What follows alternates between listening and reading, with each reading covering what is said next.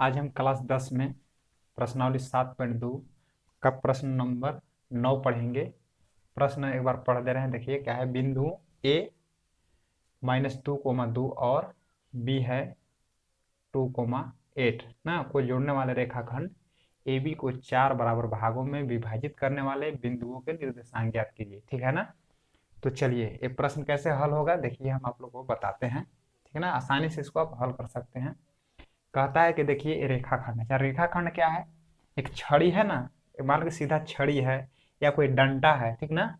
तो मान के चलिए इसको इसका जो अंतिम जो सिरा है, ठीक ना, जिसका मान के चलिए ये आपका रेखाखंड है। इसको आप किसी प्रकार से कोई भी चीज मान सकते हैं कि जो सीधा हो। ठीक है ना।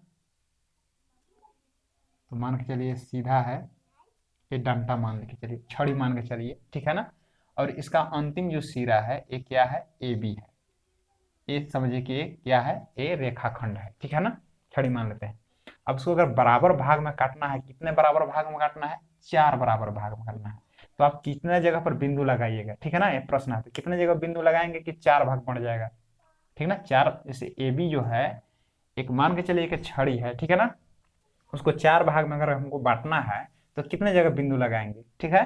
तो स्पष्ट रूप से कितना जगह लगाएंगे हम? तो देखिए एक बिंदु हो गया और ये 2 बिंदु हो गया, ये 3 बिंदु हो गया। ठीक ना। थोड़ा सा और बड़ा कर लेते हैं। ठीक ना। ये बी है। अब देखिए गिनी। तो अगर हमें किसी भी डंडा को, ठीक ना, किसी भी छड़ी हो डंडा हो, अगर 4 भाग में को बांटना हो तो कितना जगह बिंदु लगाना चाहिए? 3 जगह पर। ठीक है ना। तो 1 2 3 जगह लगा लीजिए। अब देखिए गिनिए इसको भाग, 1 भाग 2 भाग 3 भाग और ये 4 भाग। थोड़ा सा कम बेसी है लेकिन आपको कम बेसी नहीं समझना है, बिल्कुल समझना है कि इसका जो बटा हुआ जो भाग है बिल्कुल बराबर है। ठीक ना। तो इसको चलिए हम मान के चलिए हम ले लेते हैं पी क्यू और आर ले लेते हैं, पी क्यू आर ले लेते हैं। ठीक है ना। तो यहाँ पर हमको लिख लेना होगा। ठीक है ना। ठीक है। तो हम चलिए लिख लेते हैं। ठीक है ना। तो देखिए इसको हम मान लिए कि ए बी रेखाखंड को 4 बिंदु पी क्यू आर, वही चीज है, मान लिए हैं हम। माना कि रेखाखंड ए बी को 4 बराबर भागों में विभाजित करने वाले बिंदु पी क्यू और आर है। ठीक ना। जब आप परीक्षा में लिखिए तो थोड़ा सा लिखना पड़ेगा आपको। ठीक है ना। अब देखिए अगर ये बराबर भाग है, बात को समझिए, अगर ये बराबर भाग है तो बिल्कुल देखिए सब बराबर है। अगर मान के चलिए अगर हम इसको x लेंगे तो ये भी x है, ये भी x है, ये भी x है। ठीक है ना। अब देखिए आपको देखना है कि ये जो ए बी जो है रेखाखंड में, इसका मध्य बिंदु कौन सा है। तो आपको देखने में आएगा। देखिए इसमें इसमें देखिए x अगर x इधर में जोड़ देंगे और x और x अगर इधर में जोड़ देंगे तो बिल्कुल ये 2x और इधर में 2x आएगा। मतलब मध्य बिंदु क्या है? एक क्यू होगा। ठीक है ना। तो ऐसे हमको देखने में ही लग रहा है कि अगर बराबर बिंदु होगा तो क्यू जो पॉइंट है, क्यू जो बिंदु होगा किसके बराबर होगा जी? ए क्यू और क्यू बी के बराबर होगा। ठीक है ना। इसमें कौन सा सूत्र हम लगा लेंगे बताइए? इसमें सूत्र जो है हम लोग लगा लेंगे, मध्य बिंदु का सूत्र लगाएंगे। ठीक है ना। आसानी से निकल जाएगा क्योंकि मध्य में तो है, बराबर रहने के कारण ये पता चल रहा है कि ए बी के बीच में ही क्यू है। ठीक है ना। तो ए का निर्देशांक कितना दिया हुआ है देख लेते हैं। तो -2, 2 दिया हुआ है और जो बी का दिया हुआ है 2, 8 दिया हुआ है। ठीक ना। तो क्यू का कैसे निकालेंगे? ठीक है। यहाँ पर निकाल लिख लेंगे। ठीक है ना। तो लिखेंगे कि अतः अतः क्यू बिंदु, क्या लिखेंगे? क्यू बिंदु किसके मध्य में स्थित है? तो रेखाखंड रेखा रेखाखंड, ठीक ना, ए बी के मध्य है। थोड़ा सा देख लेना है, ए बी के मध्य स्थित है, या लिख देते हैं स्थित है। ठीक है ना। क्योंकि क्यू बिंदु जो है, क्यू बिंदु रेखाखंड क्या है? ए बी के मध्य स्थित है, इसीलिए हम क्या लगाएंगे? मध्य बिंदु का निर्देशांक निकालेंगे। ठीक ना। तो लिखेंगे यहाँ पर कि क्यू का,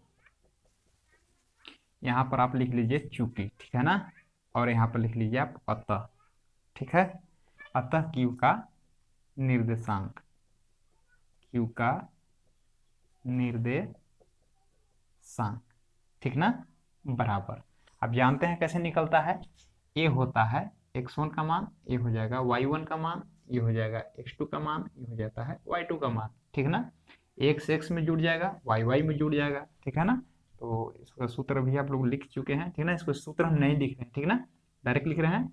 x x में जोड़ना है तो -2 प्लस x2 कौन है 2, ठीक है ना, बट्टे में 2 हो जाएगा, कोमा। अब देखिए y1 और y2 होता है तो क्या हो जाएगा y1 plus y2, 2 plus y2 कितना है 8 और बट्टे में 2, ठीक है ना। तो इसका सूत्र होता है मध्य बिंदु बराबर, ऐसे याद रखिए कि x1 प्लस x2 बट्टे में 2, आपको याद हो गया होगा, ठीक है ना। जो नए पढ़ रहे होंगे उसके लिए प्रॉब्लम होगा, ठीक है ना। ये मध्य बिंदु बराबर याद रखना है, मध्य बिंदु का निर्देशांक, ठीक है ना, बराबर ये सूत्र होता है, ठीक ना। यही सूत्र आपको लगा दिया है। ये कब लगता है, जब बिल्कुल रेशियो बराबर होता है, ठीक है ना। इसको निकाल लेंगे, तो प्लस माइनस घट गया, 2 में से 2 घटेगा तो 0 बट्टे में 2, कोमा 8 2 कितना हो जाएंगे 10, 10 बट्टे में 2, ठीक है ना।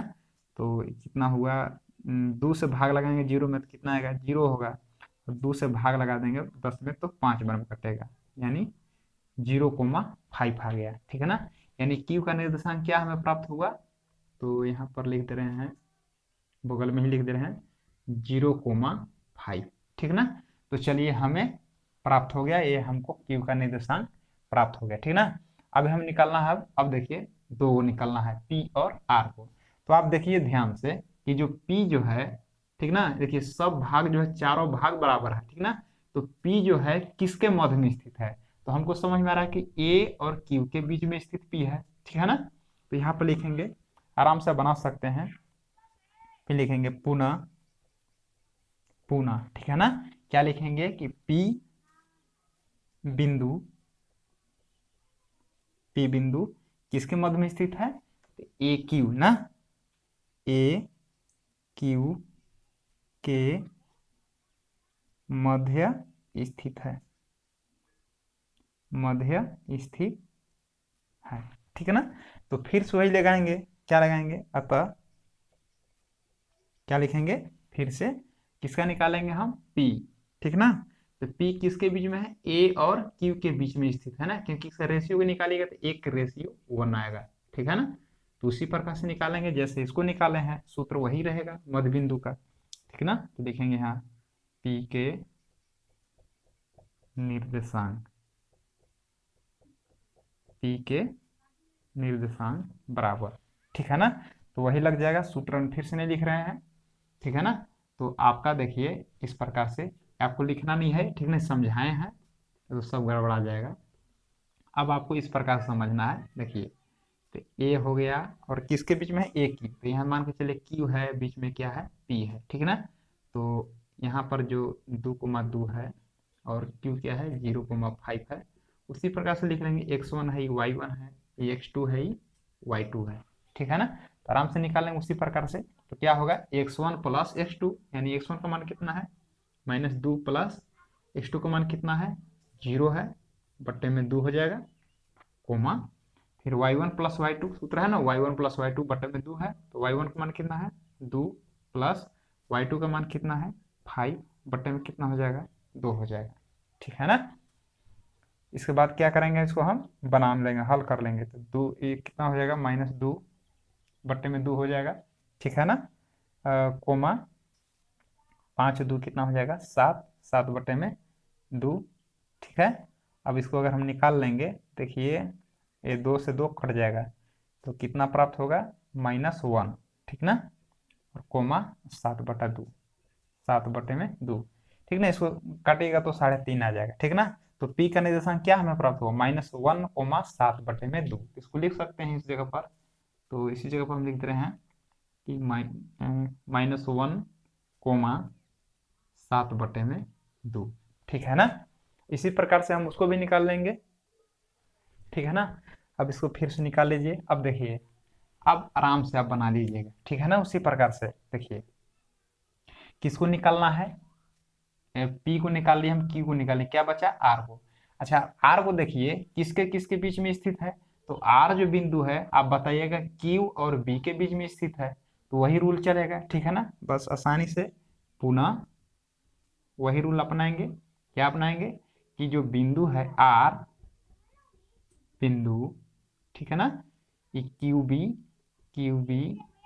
के मध्य बिंदु है, मध्य स्थित है या बिंदु है किसी है, ठीक ना, स्थित है। तो क्या हम मध्य बिंदु का सूत्र लगा लेंगे, ठीक है ना। क्या लिखेंगे यहाँ पर कि अतः आर के मध्य बिंदु का निर्देशांक या आर के निर्देशांक निकाल लेते हैं, ठीक ना। मध्य, इस प्रकार से भी लिख सकते हैं आर के मध्य बिंदु का निर्देशांक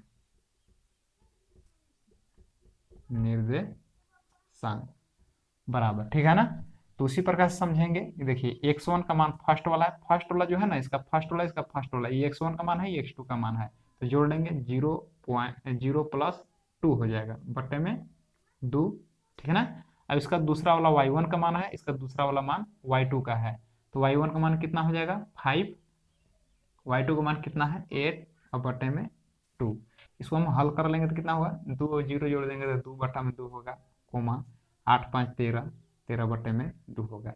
इस प्रकार से अगर काटेंगे तो 2 से 2 कट जाएगा, कितना नंबर में 1 बार में कट जाएगा, ठीक है ना। 1, 13 बट्टे में 2 प्राप्त हुआ।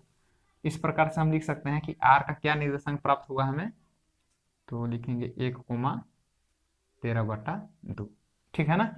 तो आपका जो प्रश्न है हल हो चुका है, ठीक है ना आपका। ठीक है, तो चलिए यहीं पर लास्ट कर देते हैं, ठीक ना।